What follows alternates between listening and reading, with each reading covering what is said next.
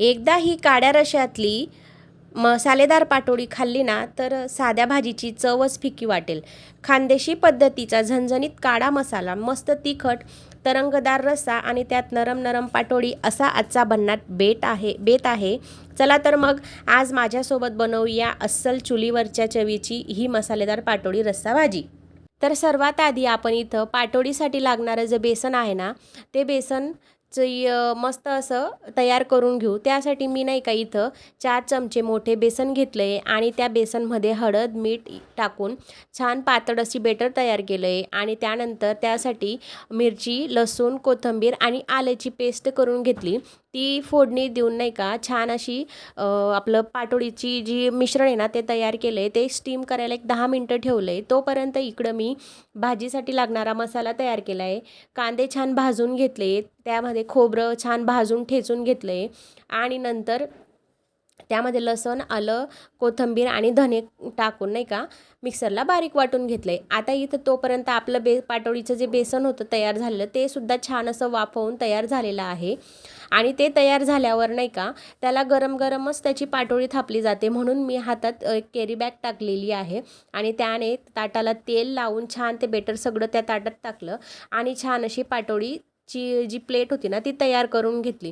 ते थंड होईस तोपर्यंत इकडं मी जो मसाला तयार केला होता त्याने आपण रस्सा बनवून घेऊ म्हटलं.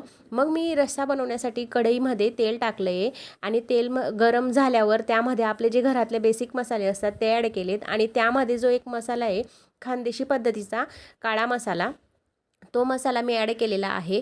त्याने भाजीला चव खूप छान येते. तर भाजीला मी फोडणी वगैरे दिलेली आहे. ह्या पद्धतीने तुम्ही पाहू शकता रस्सा किती छान तर्रीदार झालेला आहे. आणि इथं रस्सा वगैरे तयार होतो आहे तोपर्यंत मग मी पोळ्या वगैरे करून घेतल्या आणि मग नंतर तिकडे नाही का तोपर्यंत पाटोळीसुद्धा तयार झालेली होती.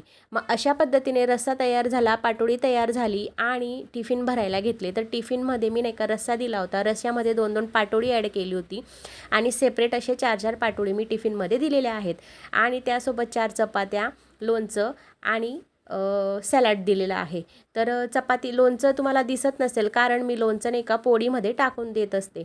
आणि अशा पद्धतीने टिफिन वगैरे तयार करून झाले. तुम्ही पाहू शकता भाजी किती छान झाली, तर्रीदार आणि पाटोळीसुद्धा खूप छान झालेली आहे. तर अशा पद्धतीने मी घरगुती पद्धतीचा बेत तयार करते, बल्क ऑर्डर घेते, लाडूची ऑर्डर घेते, तसेच टिफिन सर्व्हिससुद्धा चालवते. जर तुम्हाला कोणाला टिफिन सर्व्हिस लावायची असेल किंवा बल्क ऑर्डर द्यायची असेल तर खाली बायोमध्ये माझा नंबर आहे, तिथं तुम्ही मला कॉन्टॅक्ट किंवा व्हॉट्सअपला हाय मेसेज केला तरी तुम्हाला पूर्ण डिटेल्स मी देऊ शकते.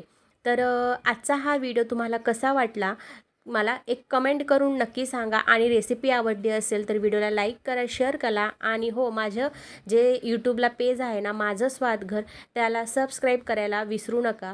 तर आजच्यासाठी इतकंच. भेटूया आपण पुढच्या रेसिपीमध्ये. तोपर्यंत बाय बाय.